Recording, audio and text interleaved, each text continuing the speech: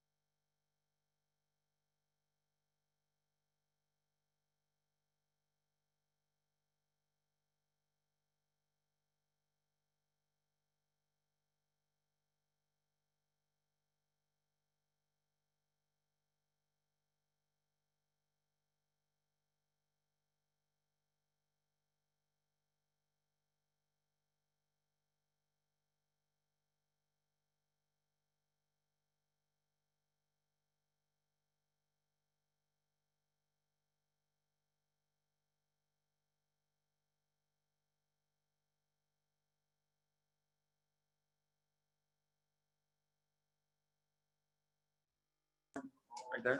Yeah. Hey, okay, guys. Sorry, we had a meeting with the president, and he just finished up with us. So I thought it would be done at 10:15, and it's a little bit after that. Maybe it's 10:20. I didn't get a chance to check right now what exact time it is. So let's start out. Does anybody have any questions for anything? I know we met on Friday, went over some stuff. Do we have any questions following up from that? I think Friday was recording, so I got that recorded. Yeah. All right. How you doing, Mr. Lee? What's up? Good to see you. So guys, do we got any questions? No, Raph?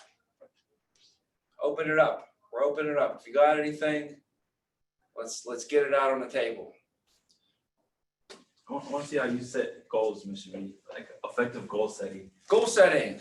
All right, we can do goal setting for sure. So the first goal that I set was my first month in the company. It was July of 2008. And Simon was like, you know, what's your goal for the month? And I was like, I'm going to do 30,000 this month. And then I had to go back and realize, like, how am I going to get this 30,000? So I figured, first of all, to write 30,000 in the month of July, there's 31 days in July. So I need to do 1,000 ALP a day. So I figured, how am I going to do 1,000 ALP a day? And it came out to, I needed about 4 cents. I needed about 4 cents a day is really what it came out to be. So let's do the math on figuring that out, right? So if you want to do 30,000 in a month, right? Mm-hmm. Then, you know, I'm going to need to, and what I was closing at, God, the ALP was 600 ALP a sale. Oh, is that the average? Yeah, 600 ALP a sale. So 600 ALP per sale was the average sale size. So if you divide this out, right, I needed 50 sales.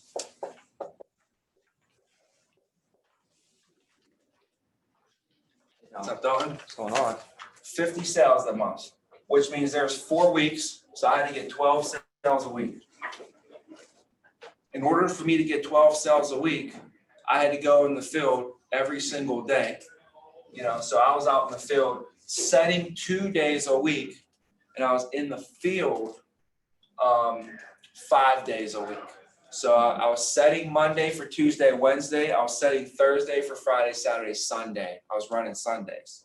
So I was remember 5 field days at 4 cents a day. That was giving me my 20 cents a week, and my 20 cents a week were feeding me the 12 sales that I needed. But I'll be honest with you, this is how I game plan. I did not execute this the way I needed to execute. Okay. What happened throughout the month is I didn't make 12 sales a week. I made less than 12 sales a week. But I made higher ALP. What's up, guys?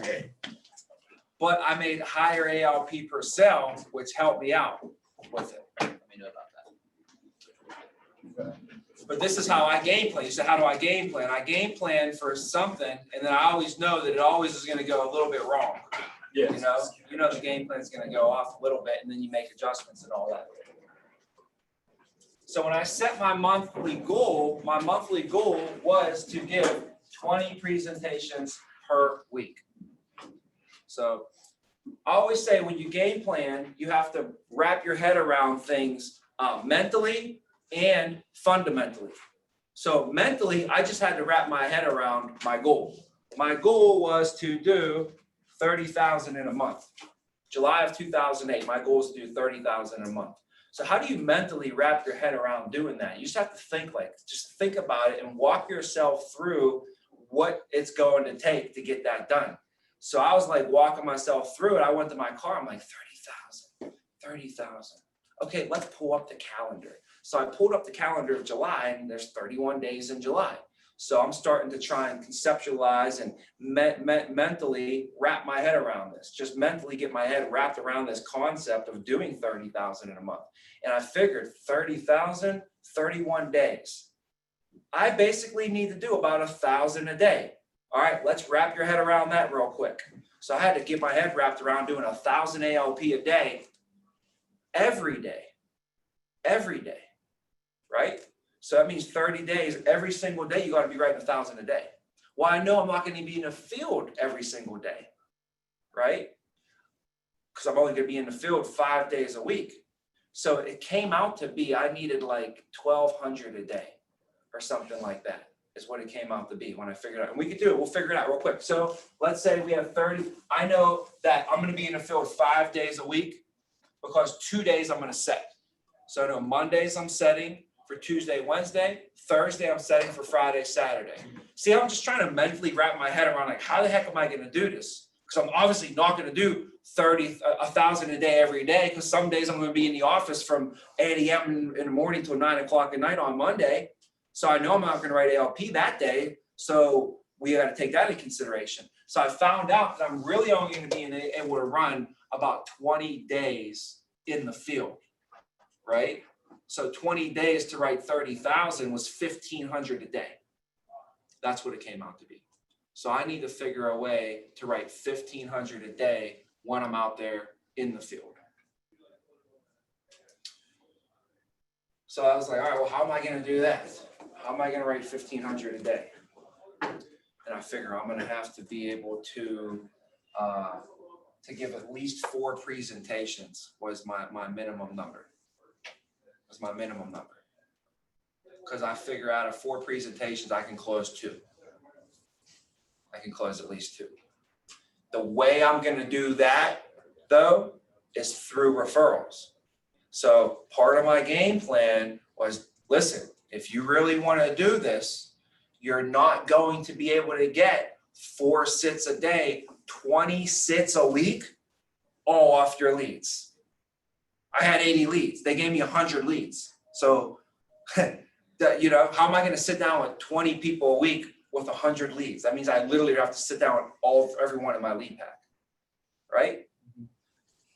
So I had to figure out, how am I going to give 20 presentations in a week? Well, what I did is I start mentally wrapping my head around, where am I going to sit down with these people? So I was thinking, well, my leads, let's just say I could really work these leads. I can call them like crazy. When I get them on the phone, I'm going to set them like, I'm going to be on point.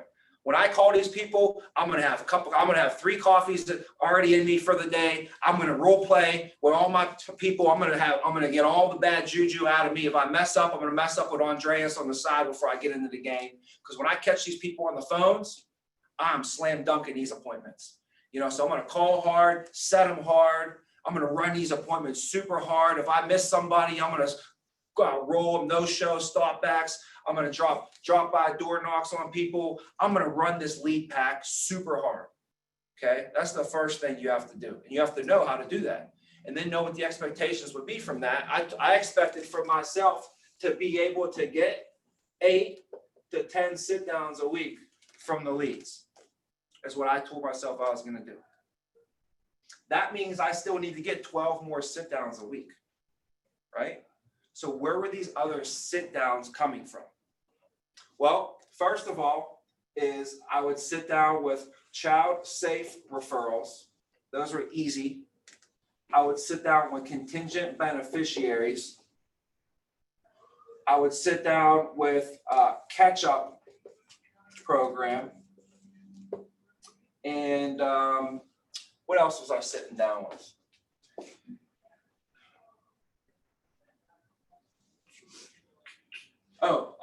Health service discount card referrals is what I would be sitting down with. And it wasn't just one thing though. To get 20 sit downs in a week, I had to accept that I'm going to have a little bit from everywhere, which means I'm going to have to do it all. I can't just be running just child safe. I can't just be doing only contingent beneficiaries. I can't just be doing health service discount card. I had to do them all and know how to do them all. Because some homes, you are just going to do the child safe. I'm not saying every home I went in and I did the the catch-up program, contingent beneficiaries, health service discount card, child safe. I got referrals from every single area in the presentation off of every single home. No, I went into the home and I was ready to go. If it was a health service discount card where I was going to smell blood, that's where I was going to get it. I was going to attack the health service discount card. If I got into the home and I was like, this is a layup for child safe. She is a cheerleader coach, child safe referrals all day long, right? You know, this is a retiree. This is a retiree. You know, I'm going to get health service discount card referrals from them. And I'm going to get their kids for the contingent beneficiaries on the AD&D certificates. You know, now I never had this before, but I would be going into everybody's home and say, oh yeah, right now it's also your opportunity, but it's not really an opportunity. It's pretty much your duty and responsibility to give $20,000 away right now. So for the next 2 minutes, let's give away $20,000 away to the people that you love the most. Here's how it's going to work. See the certificate right here? This represents $2,000. If anybody in your friends or family or anybody in your circle, God forbid, they pass away due to any sort of accident, our company, we're going to issue their family $2,000 tax-free, no questions asked, all because of you. So I don't like to think about this, but you know, recently one of our members passed away. It was a car accident. It was a father, he had a wife, he had kids. And I'll tell you, this $2,000 really helped out in a time of need for them. So who do you know that we need to get these $2,000 certificates out to? Oh, by the way, if they're married and have a significant other, we will also be able to give them a certificate as well. So if you pick 10 couples that are married, we'll actually give away $40,000. And hey, just in time for the holidays, maybe they'll send you an extra Christmas card this year. You know, come on, man, we got to be going with this, running with this. This is easy pickings, right? And then I said, okay, great. All right, you got these 10 people, perfect. Now my job is to make sure that I deliver and explain these benefits to them and I get them set up properly through our system and they'll be protected, all thanks to you, right? So there's a way you could get 10 referrals for people right there. If you see the opportunity, that might be the avenue you have to attack in the home, you know? But you have to be able to do them all. So you got to know if it's a child safe, then you got to be able to roll the child safe referrals, do the child safe bit, right? Joe, this is where they're now, Joe, this is where the police and firefighters, they're asking for your help. They're not asking for any monetary donations. So, hey, don't worry about that. But they are asking for you to do your duty in protecting the community by sponsoring at least 10 other families to receive their child safety kits as well, right? You know, boom, boom, boom. And you go into that. So I knew that I would have to get some from each, okay? So let's say that throughout the week, you have to deliver this week. Oh man, let's say you just put it in your head that you're going to deliver 2 child safety kits a week. So between Tuesday and Wednesday, all you got to do is get one more family a child safety kit. Between Thursday, Friday, Saturday, Sunday, you get one family a child safety kit. So all you're doing is just dropping off 2 child safety kits a week. If you do that, then you're going to give 2 more presentations right here, right? Now, we already know that if we have at least 10 presentations, we're going to be getting 2 or 3 sales, and then from the contingent beneficiaries off of those. So let's say between Monday, Tuesday, Wednesday, Thursday, Friday, Saturday, you got a whole week, you sit down with 2 contingent beneficiaries and drop them off what? The claim forms. So that if their brother dies, they have the claim forms to file a claim on the money, because God forbid something happens to your brother, you may need to be the one to claim on that money. So my job is to make sure I sit down with you and your wife at your kitchen table and go over the claim forms so that you have the proper claim forms, you understand how this works. Oh, also, by the way, because your brother listed you as a beneficiary, you actually are going to be able to have an opportunity for a limited time right now. They're going to allow you to qualify for the same benefits that your brother was able to take advantage of. And the nice thing is you know, you don't have to even be part of a union or pay any union dues at all, but you're still going to be able to have access to all the union benefits at the union discounted rates and all the union discounted, you know, whatever, at all the union discounted rates. So lucky you, for a limited time, if you qualify, you can take advantage of those as well. I'll make sure I explain that to you when I meet with you. I'll answer all your questions when I'm out there as well. Sound good, Joe? Right? So now you call up and you set their what? Contingent beneficiaries. We drop 2 of those off for the week. Now, the catch-up program was something that, I'm not sure if you guys do this still, but what we would do, we'd meet with a steel worker, and I would just say, hey, Bob, and typically I would do it at the end is when I did it. So I would say, oh, by the way, I almost forgot. They have us doing a catch-up program right now. And what they're asking us to do is to catch up with the members that still haven't got their benefits. Luckily for you, we're able to get right out to you today and get you guys taken care of. But unfortunately, there's a lot of members in your organization that still haven't received their benefits. So they're asking us, who do you know down in your organization that I can give a call, that I can catch up with and make sure that they got their benefits as well. I know you said you typically work with a big crew over there. Who are some people in your crew that you work with? And we would do a catch-up program with them, just to catch up with the members who still haven't got their benefits yet. And that was just literally like a real quick thing. I literally would be like standing up at the end, cleaning this up. Oh, by the way, real quick, Joe, they have us doing this catch-up program. I almost forgot. I said, I almost forgot. And I pull one of those lines. What's funny is just when they told me, they're like, Tommy, you know about the catch-up program? And this is when I was in training class. And I was like, I literally thought they were talking about bottles of ketchup. You know what I mean? Because we're in Pittsburgh and everything. I'm like, is this with but it has nothing to do with ketchup or mustard or nothing like that. But so the catch-up program, so you want to be able to catch up with at least 2 members a week over there and drop those off. Now the health service discount card. What I would do with the health service discount card is I would ask in pretty much every home and go over this because it can apply to everybody. Now today it's better than ever. This AIL Plus card is just ridiculous. I'm telling you, I wish I had it. It's a great tool and it's useful. If you guys don't have the AIL Plus card, that would be the first thing I would do when we get out of this meeting is sign up for your own AIL Plus card so you can show the client. It doesn't cost you nothing, you might as well sign up for it. You can show the client and you might even be able to have some personal stories about how you saved money using that card, okay? So what I would say to the client would be like this. I'd say, so Joe and Mary, I'd set them up with their card. Here's your AIL Plus card. Here's how it works, okay? Now, whenever I take off here, you guys are good to go. It's all activated. You can start taking advantage of all those benefits. Remember, activated, advantage,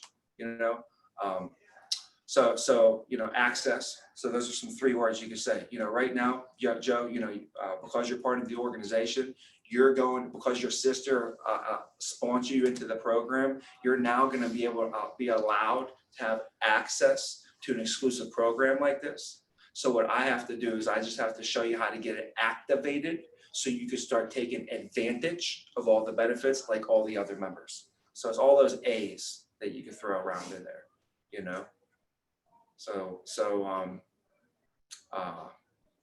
So anyways, the way I would do it in the home is I'd go over the card with them, and then I'd say, okay, in the home we had actual physical cards. I'd set it aside for them, right? If you're in a home, remember, never give the stuff to the people. If you're ever meeting with somebody in person, never give them the discount card and let them look through the pamphlet while you're presenting to them, because they're not going to pay attention to you. So anyways, I'll take the card, I set it aside, and then I go, oh, I almost forgot. Actually, right now, Joe and Mary, this card typically goes for about $300 to $500 on the open market.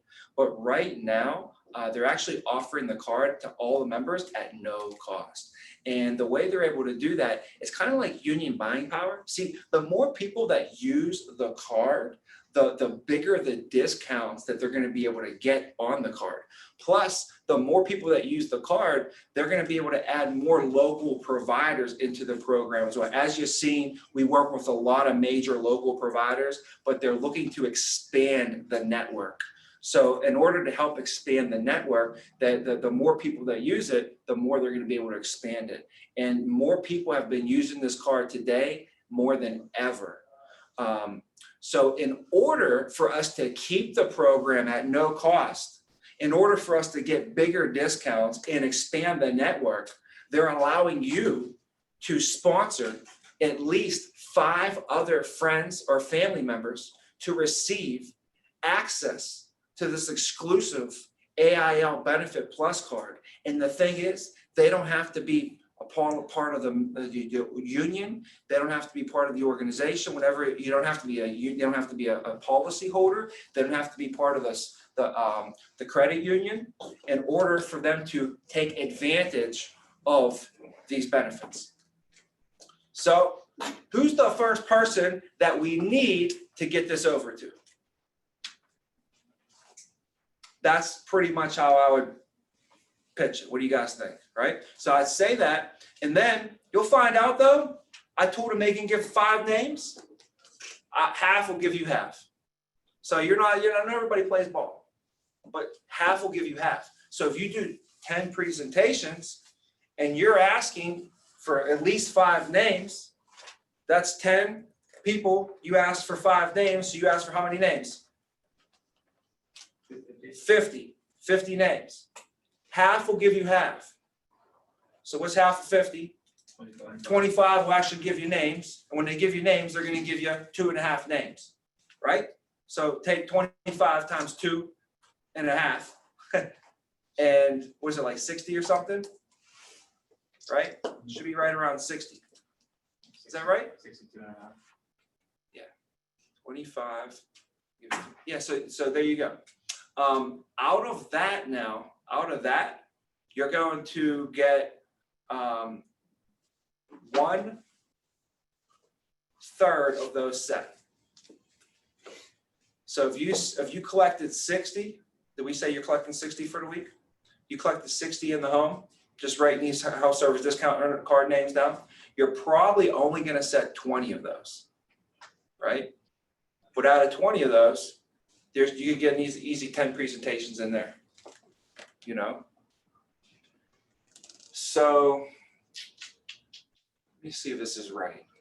I think half will give you half. I think we're wrong on these numbers, guys. Here's why we're wrong, because I've done this millions of times and it's not right, okay? So let's go back again, okay? Half will give you half. It's not fit. So what we're doing here is if I ask 10 families to give me 5 names, we got to go to half will give me half. So I'm saying only 5 families are going to give me names. And out of those 5 families, they're only going to give me 2.5. That's more like it. That's more like it. So 5 times 2.5 is what? 12, right? Out of 12, because you typically should get 2 sits a week for health service discount cards. Remember, what did I put up here for these ones? 2, 2, and 2. What do you think is going to be here?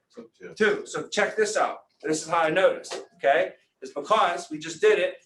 5, half, will give you half, will give us 12. If you get 12, how many should you set out of 12? 1/3. So what's 1/3 of 12? 4. If you set 4, how many should you see? 2. That's where it comes from. That's how I told myself that I should be able to easily give and just drop off 2 health service discount cards per week. Some people I'm going to drop it off and they're not going to want to listen to nothing, I have to say. Some people I'm going to drop it off and because I met their cousin earlier, they're going to make me homemade pie. I just need to drop them off and it's a numbers game. Let the numbers play out. I need to give 20 presentations a week. So there we go. There's another 2 right there, right? And here is where I crushed it. This was my thing that people didn't do that I did. And when I taught it to people, they come back to me and tell me how awesome it works, okay? I had to get 2 more sit downs, right? I got these were my best, and I did more than 2 per week, but this is it. It was called insurance referrals. And you get 2 there, sits per week. When you do all that, there's 10 that you gave from the referrals, and then you got to get 10 from your leads unless you can get more from the referrals, obviously. That's how I was given 20 presentations a week. I was given 2 child safety presentations over here. I was given 2 health service discount card presentations over here. I was given contingent beneficiaries, meeting with the guy, Charlie's brother, dropping him off the claim forms. I was doing a catch-up program, getting these extra names, because I only had 80 leads, so I had to get more leads. So I sat down with a union person. I was part of the script, part of something that I did. And at the end was the insurance referrals. So we all know how to get child safe referrals, right? Yeah. We all know how to get to contingent beneficiary referrals, right? We all know how to get catch-ups. Pretty straightforward. All you do is you say, Joe, Mary, they're running a catch-up program right now, where they want us to catch up with all the members that we haven't caught up with yet. So can you help us get caught up with the people that we haven't got, and that's just use the word catch up. And that's a big part of the script right there. Just say catch up and caught up a bunch of times with the people and fill in the words, whatever you need to fill it in. You're hustlers, you'll figure it out. That's pretty straightforward, right? Health service discount card. Remember, that's what, I almost forgot. This card typically runs $300 to $500, but now they're offering it to all the members at no cost. They want to keep it at no cost. They expanded the network.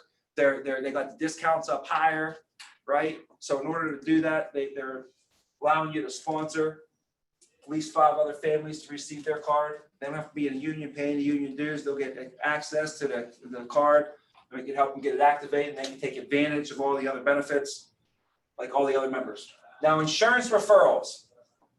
This is what I had to do when I was a financial advisor, or I was dead in the water, because I had nothing. I was out in the middle of the ocean. There was no wind. I didn't have no paddles. I had nothing. So I had to create from scratch any momentum in my career at all. So like if I got a little fish, I couldn't even eat the fish. I had to tie it to a line, throw it back in, catch a bigger fish. And when I got that bigger fish, I couldn't really even eat that fish. I had to actually tie that and throw that back in so I could catch a bigger fish. You guys know what I'm talking about? I had to take if I made a sale, okay, I couldn't even really relax on that sale at all, because like if I just sat there and ate that sale, I might have had dinner for like our lunch or dinner, but guess where I was going to be tomorrow? Hungry. So I had to find a way to turn that sale and flip it back in to another sale, right? I didn't have lunch tomorrow. Like I didn't have nothing. You understand? Like there was no person that could give me leads.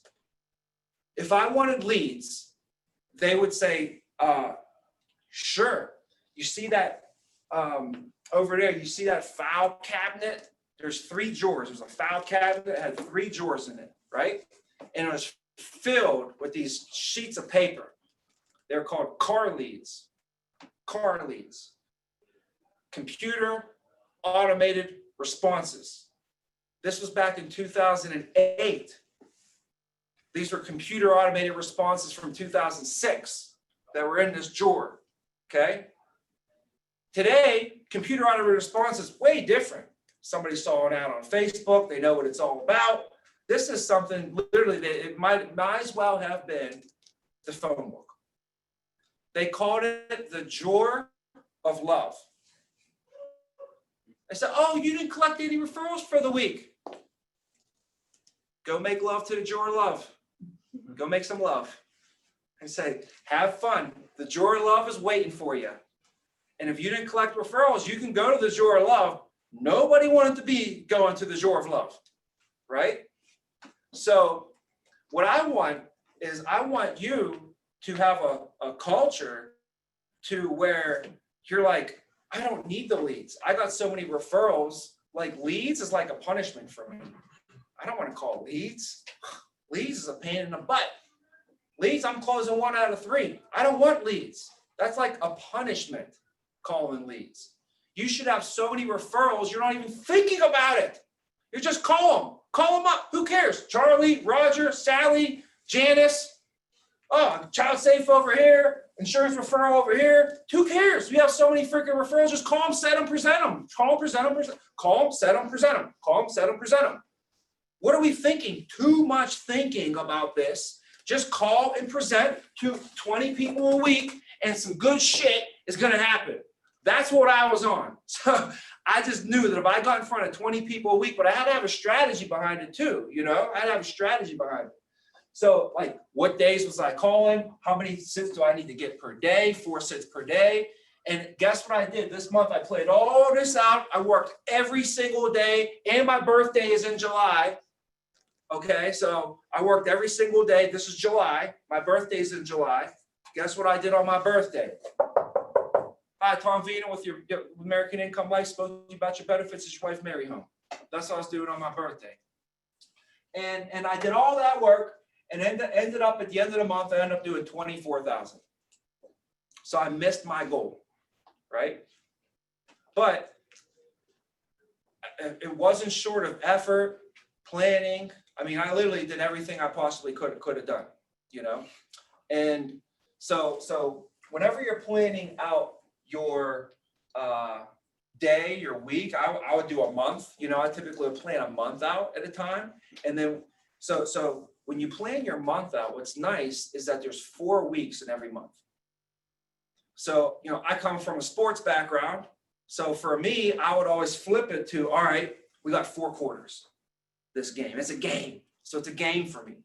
So they say a lot of successful people, they treat like it's almost like a game. They don't take it that serious. It's like a game almost, you know? And so 4 weeks, you got 4 quarters. So you got to figure it out. What do I need to do per week in order to make that happen? So in order to do 30,000, I would need to do 7,500 per week. I ended up doing 6,000 per week. That's what I ended up hitting. That ended up being 24,000. So I missed by about 1,500 a week, right? Then I would figure out, well, if I need to do 7,500 per week, what is that going to mean for me? Well, I need to make about 12 sales. Because we were closing at 600 ALP back in the day, not 1,000 like we are today. Like our average ALP is pretty much 1,000 ALP per day, per deal that we do here. So it's going to be a lot easier for you to write 30,000 in a month because you only got to write 30 sales. I have to write 50 sales to do it. So I had to make 12 sales a week, you know, in order to get this 7,500. Right? What's 12 times? That's pretty much 7,500, right? So you figure out what you need per week. And what you need to be about halftime is 15,000. Now, how do I write 7,500 in a week? Well, today, let's use today's numbers instead of old school numbers. So we knew it was 12. What would you need today? How many sales? 8? About 8 sales. So we need 8 sales this week, right? How am I going to get 8 sales this week? 8 sales this week. In order for me to get 8 sales this week, how many presentations am I need to give? That's for you, whatever your number might be. But probably going to be, guys, for most people, a lot of people, it's probably going to be 32. About 20 presentations. It's going to be about 20 presentations for you to get your 8 sales. That's closing at 40%. It's closing at 40%. If you feel like you're a higher closer, you don't need to give as many presentations. Well, here's the key though. There's no way you're going to give 20 presentations if you don't run referrals. No way. And if you run referrals, then you're definitely going to close at a higher closing ratio than if you're running leads. So when you combine the two, usually people that are giving a lot of presentations, they're also usually closing at a higher rate simply because they're better closers? Not really. Because why? Because they're sitting with referrals. Because we're sitting with referrals is part of giving a lot of presentations. But also they are generally going to be better closers because they do it more than the other person. This guy does it 6 times a week. This person does it 16 times a week. So they're probably going to be better closers as well. and they're better closers, and they're sitting with referrals. So you wonder, like, wow, I could barely do 2,000. How'd this person do 18,000? How'd they do 12,000? It's because it becomes exponential at some point. You know, you add the fact that you're a higher closer and you're sitting down with referrals, that's obviously it's not gonna add, it's gonna multiply. So that's some ways that you can get your head wrapped around it. And then you have to know the numbers behind that too. Well, if I have to give 20 presentations in a week, right? How many appointments am I gonna have to set? I'm gonna have to have 40 appointments set. If I need 40 appointments set, I'm gonna have to make sure I have the time designated to get those appointments set. Because that's gonna take probably 30 to 40 hours of calling. You know, so I have to figure out, where am I gonna get these 30 or 40 hours of calling in, plus be in the field 5 days a week, right? So you have to map this out. It has to be all mapped out. Everybody gets 24 hours a day, 7 days a week, but some people map it out better. So now I'm thinking, because you got to think about all the variables. So how am I going to get 30 to 40 hours of calling in this week in order to get these 40 appointments set? Well, I know that on Monday, Monday, we can do what? At least 5 hours at night. Thursday, I got at least 5 hours. So I got 10 done, but where am I going to get the rest from? I'm going to have to do more on Monday. I'm going to have to do a little bit more on Monday. I'm going to have to call Tuesday morning. I'm going to have to call Wednesday morning. I might have to call Sunday. I'm probably, I'm going to have to make 2 hours of phone calls every single day at least. So then I put that into my schedule. I'm like 2 hours a day. So if I can get 2 hours on Tuesday, 2 on Wednesday, 2 on Thursday, 2 on Friday, or 2 on Friday, Saturday, Sunday, there's another 10 hours right there. So now, boom, I got to 20 real quick. Now I'm at 20 hours.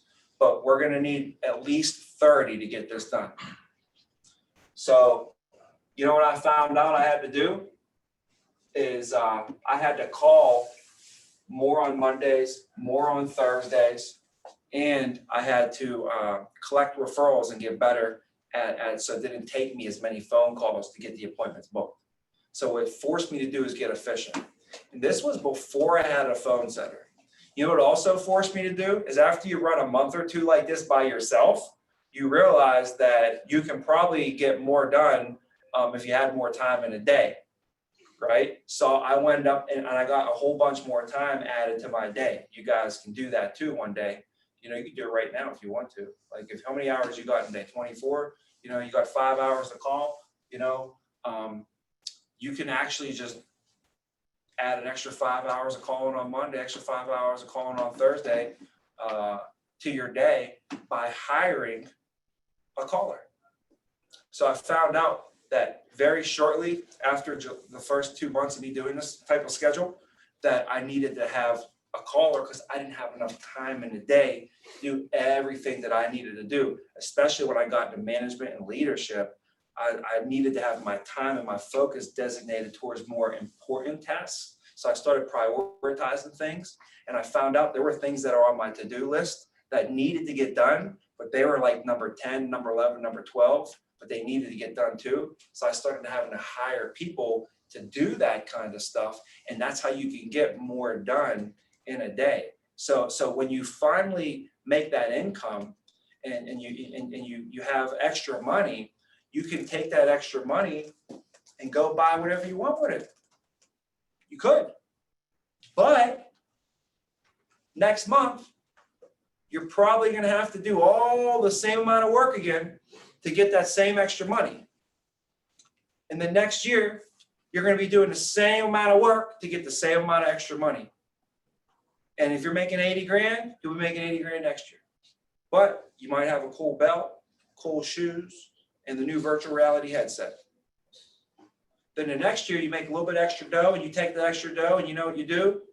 Go to the fashion outlets, go on vacation, go out to big dinners, and have all the steak and lobster you want. Awesome. But guess where you're going to be the following year? Making 80 grand.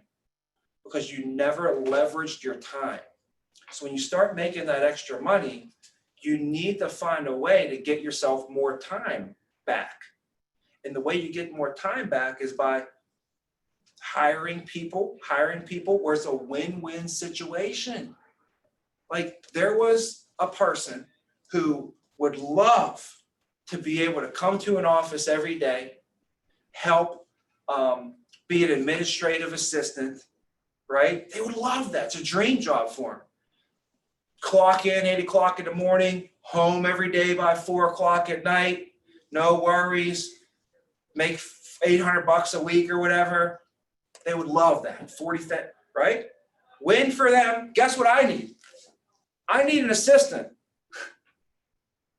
So I can free up 40 hours a week of my time. Right? That's called a win-win situation.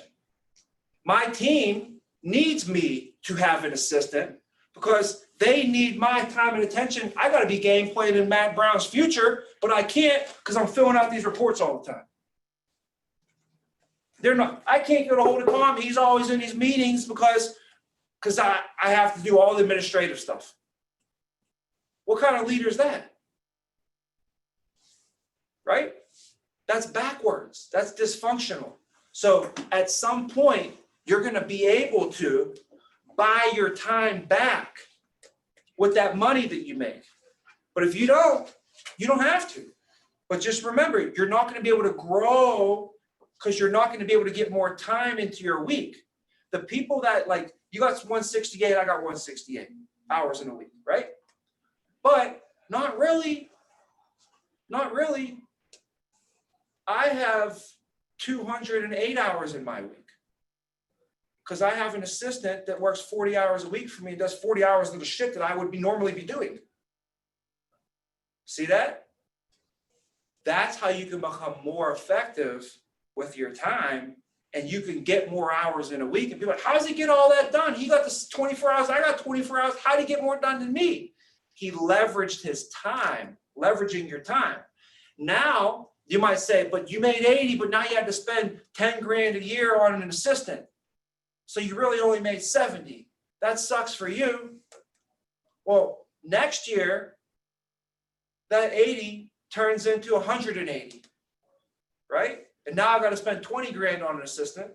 So now I'm at $180, but now I'm at 160. Where the other person didn't spend the 10 grand on the assistant, they made 80. They're laughing at you thinking he didn't go on vacation. I got to go on vacation. I took my 10 grand. We went to Europe. I bought belts, took the family out. We had lobster and shrimp. He got a 10 grand vacation for the year. You took your 10 grand, got an assistant. Next year, they're sitting at what? 80 grand still, and you're at 180 grand. I did that. I watched it happen. That was pretty much the last 10 years of my life. Because when I made the 180, then I took the 180 and I probably took 30 or 40 or 50 of that, put it back into the business, freed up even more time for even more people so I could help even more people. And I went and like literally, this is how I did it. I made 120 my first year purely from sweat equity. I just busted my ass and worked every single day. Like, and I made my dad call. Sundays, when I'm like, Dad, I got a big week. I can't get the calling done. I need more. My dad would come up to my apartment and we would call on Sunday night from 6 to 8 o'clock. I swear to God in my life.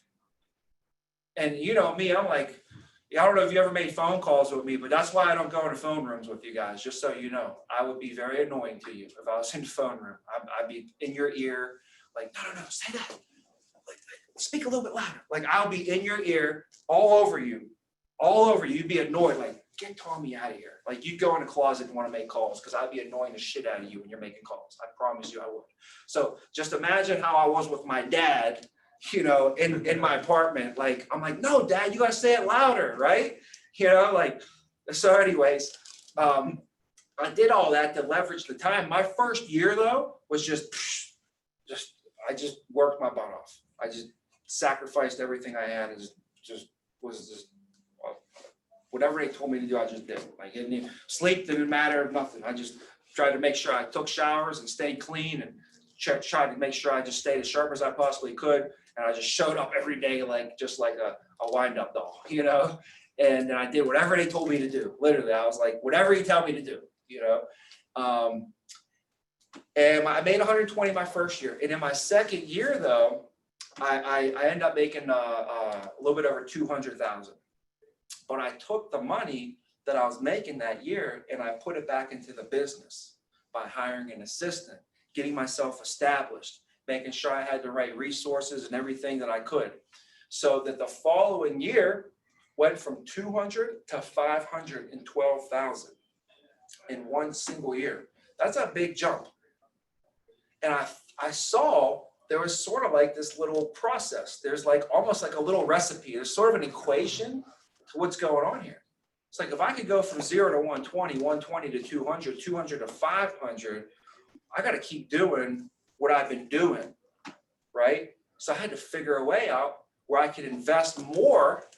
When I'm making 500, I got to invest more now so that the following year I can make $1 million. And I went from 512 to 937. From 2011, I made 512. 2012, 937. All with this concept of reinvesting back into the business. Any profits that I made were reinvested back into the business. People will ask me, Tommy, how come you still drive a Chrysler 300 SRT8? Didn't you make $500,000 last year? Yes, that's correct. I didn't buy my Escalade until 2012. 2012. After I made 100, 200, and 500, still same car, still same apartment. Think about that. 3 years, and then finally in my fourth year, when everybody's just all like, Tommy, when are you gonna get a new car? When are you gonna get this? That? I was all right, fine. Here, you want it? Here it comes. So 2012, I gave my Chrysler 300 SRT8, which was my baby. I gave it to my dad. I bought my mom a Lexus RX 350 F Sport. It's really sweet SUV. And then I got an Escalade for myself. And then I got my wife, on the same day, actually, I got my wife the same day. I went to the Lexus dealership. This is pretty cool.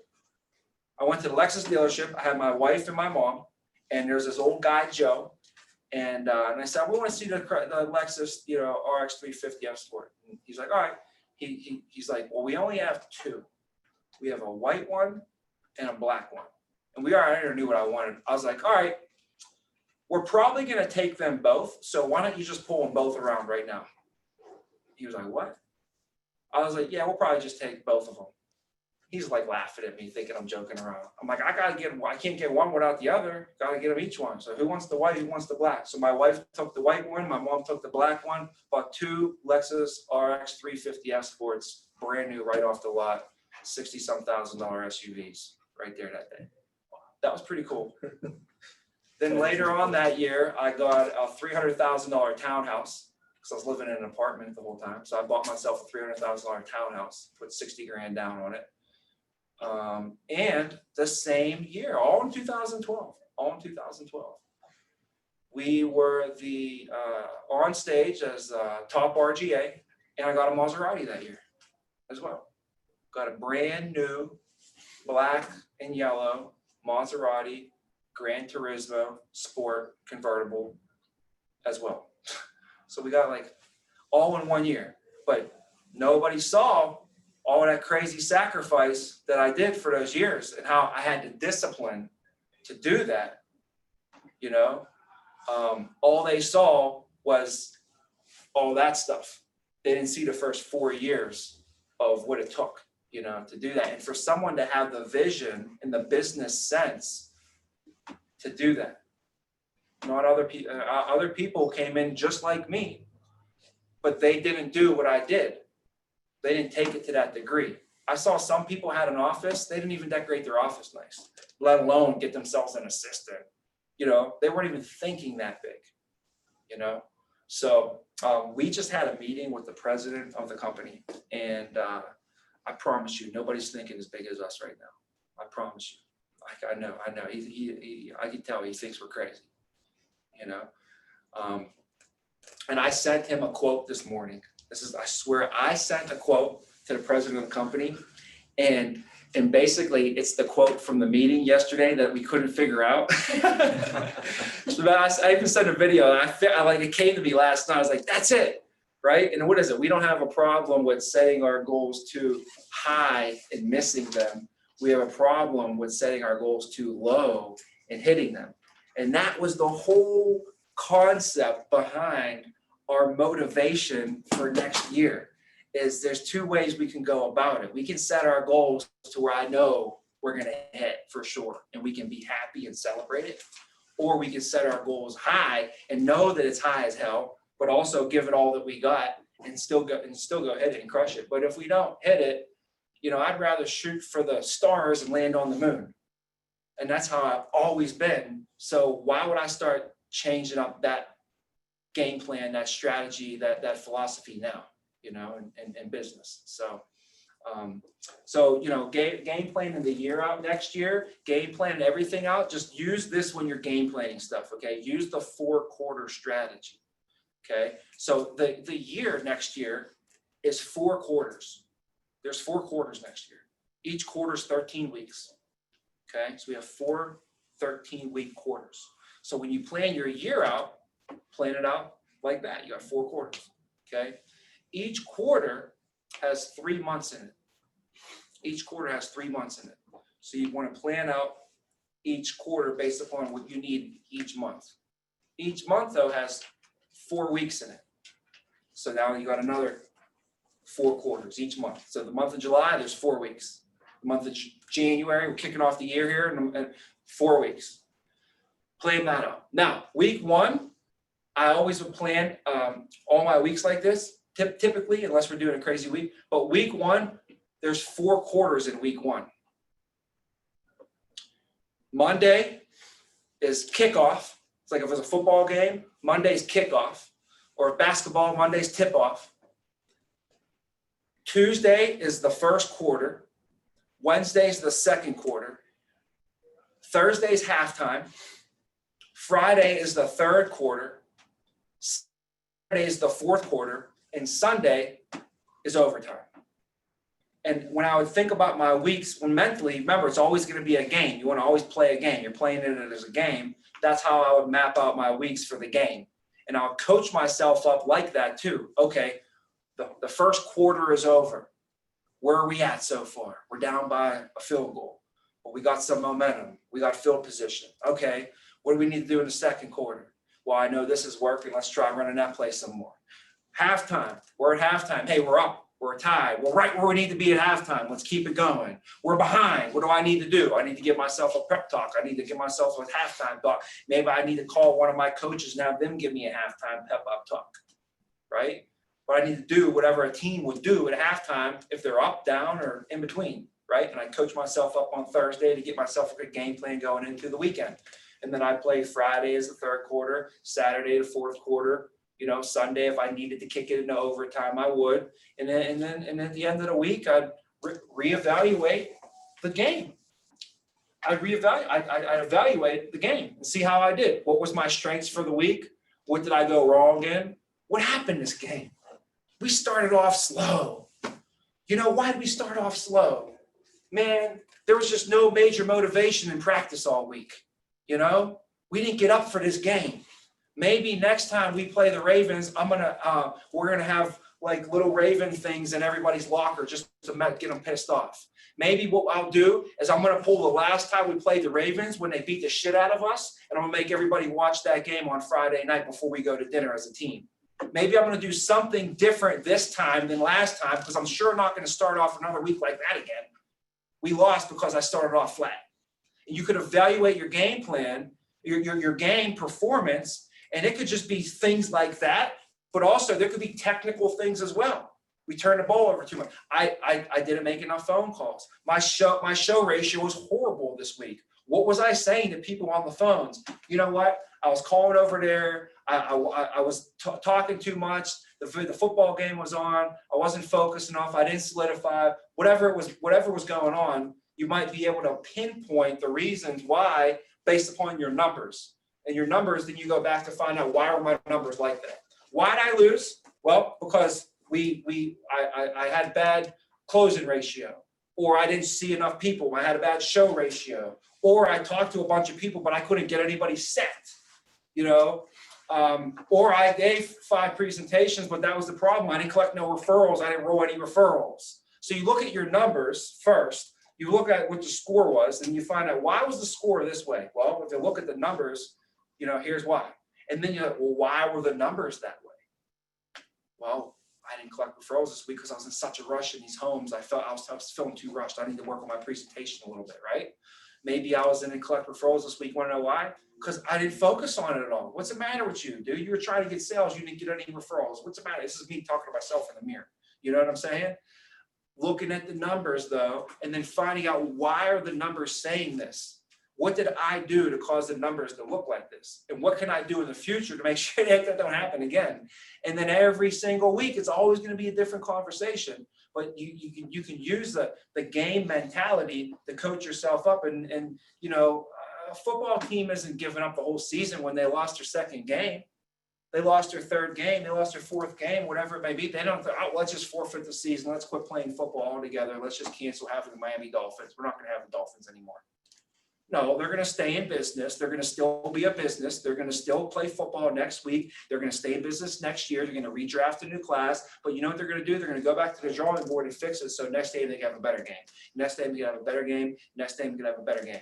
And that's the whole process. But we're not just, you know, canceling the whole season because we lost the game. Most teams know when they go into the year, okay, we're probably going to lose 1 or 2 games here and there. Right? It's not if you lose, but it's when you lose, how do you handle it? That's really what it's about. It's not if you lose, it's when you lose, how do you handle it? And people that never played sports, they can't stand losing nothing. They're called sore losers because they never lost anything. That's why I love my son wrestling, because it teaches him humility and it teaches him how to lose. You learn how to lose in wrestling, you know? And what you learn is that you don't lose, you learn. You know, that's all these teams are doing. If they lose, they definitely lost. They got a loss on the column. They got an L. But if they learn from it, they can grow from it. You know, and obviously they're not, you know, giving up on the season. So, anyways, that's some ways I game plan stuff is using like the 4, you know, thing. Now, next year, I'll give you one more thing, is if you want to plan out your year, here's a cool way to plan out your year, okay? Think about what you want to do next year. Whatever that may be, maybe it's as your team, maybe you want to have a team, maybe personal production, whatever it may be. Let's say that you wanted to do I'm going to use an example of an MGA real quick, okay? So when I plan stuff for an MGA, I've done this multiple times. The MGA's goal is to, you know, let's do $1 million in production from your team for a year, okay? That means that they need to average how much per week?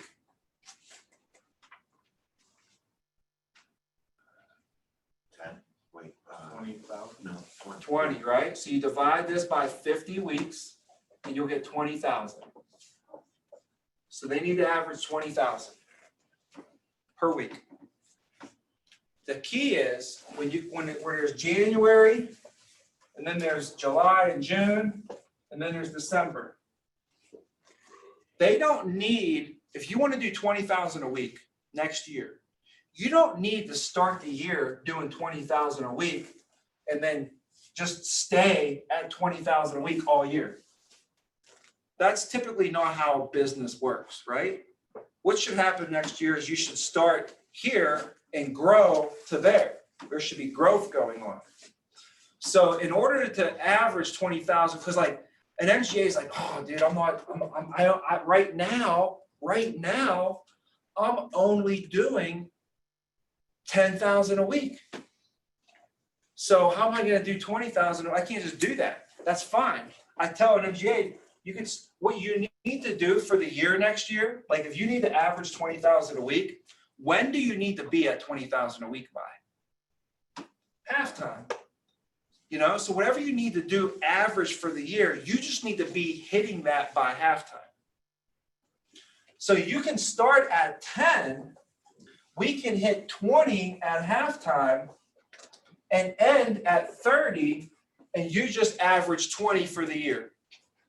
So that's another way I focus on the annual goals when I plan stuff out. I always look at where I need to average and where I'm going to start, where I need to be by halftime, where I need to be by the end of the year in order to still hit that average. So for instance, for the agency next year, guys, we need to average what? We need to average 100,000 a week. So we need to be there by July. So where we need to start the year right now is 50,000 a week. We start at 50, we run up to 100, and then once we hit 100, we got to end at 150,000, and we're going to average next year 100. We will break every single record company's ever had. Nobody's ever done it. We'll be the SGA of the year. We will be the number one SGA ever in the company. Like, it's going to go down. And we just met with the president right now, and the numbers are doable. They're doable. It's going to be a push, but it's doable numbers. Math. The path is all math. So, anyways, that's kind of how you could plan out your year that way. If that makes sense, right? You can grow into it. If you wanted to have a goal, you'd want to make sure that you at least qualify for convention next year. So I'd map out what you need for convention and put that down on paper and make sure that that is like your bare bones minimum, like the worst case scenario. I at least qualify for the convention next year. That's 65,000, right? No, I believe it's 90,000. Yeah. If you're here for a full year, it's like 90. If you started halfway through the year, it's like 45. You know, and then they scale it down. Like if you start in March, it's like 75. You know, if you start in like April or May, they drop it to like 60-some thousand. And then I think once you hit, if you start after May, so if you start in June, I believe, then it's just a fixed 45,000 or something. So I would double check with those numbers. Don't quote me on that. I'd hate you to do like, 90,000. It was 92 or something. So, double check on that before you go and plan things out, So those are some ways I plan things out, man. Time, remember, mentally and fundamentally. So anytime I get a plan or an idea, I got to mentally just wrap my head around this. Like, you're like, oh, I want to live in a mansion. Well, can you even mentally like visualize yourself living in that mansion? You got to visualize mentally like what that entails, right? Then fundamentally, it has to make sense with the numbers, right? So sure, I can wrap my head around, sure, I can see myself living in that mansion. Sure, I can mentally put myself there. But now fundamentally, can I see myself footing the bill? How much am I going to have to put down to buy the place? What's going to be the mortgage? What's going to be the heat placed on it? I have to have a landscaper. Is there any real estate taxes? All that other stuff. Fundamentally, does it make sense as well, right? So mentally, you got to wrap your head around writing 30,000 in a month. Mentally, you got to think, can I mentally even handle that? Can I see myself doing that? Second of all, fundamentally, all the numbers have to make sense. You don't just hop on a boat and start going. You got to know the course. You got to chart that course. You know, so you gotta have all the stuff planned, how much gas you're gonna need, when you're gonna stop for gas, what the wind's gonna be like. If the wind's gonna be extra, then you might have to put more gas in. You might have to chart your course a little bit more to the right because the water's pulling you to the left. And like you have to like really map all those crazy numbers out to the T. How many nautical miles it's going to take to get to here, and you know how many manpower this is going to take, how much food it's going to take to feed these people, when we're going to need a bathroom break, how much water it's going to take, how much sleep we're going to need. Like we got 168 hours. I got 10 men, 2 of them might get sick. Got to take that into consideration. Like you got to sit there and really map this out if you want it to be a successful journey. You know, and you almost want to have like every possible scenario looked at from all different angles. And that's why it's helpful when you do this is to not do it by yourself. You know, 2 heads are better than 1 when it comes to planning for sure. You know, so I would definitely put together your initial game plan of what you want to have happen, and put a good time into it and thought, but also, you know, bring it to your manager and your leader and go over your game plan with them, okay? Because if the more that you do it, the better you'll get it. Because you know, you could almost waste your time doing it one way, and your man, which is good, but your manager will say, when I plan stuff out, I plan it out like this, and it might make more sense to plan it out in a different, just a whole different manner. Maybe you were going off of like hours in a week, and they're like, no, we don't use hours in a week. We use this over here, and you're using a whole different format, talking a different language on it too. You know, so there's no time being wasted in planning.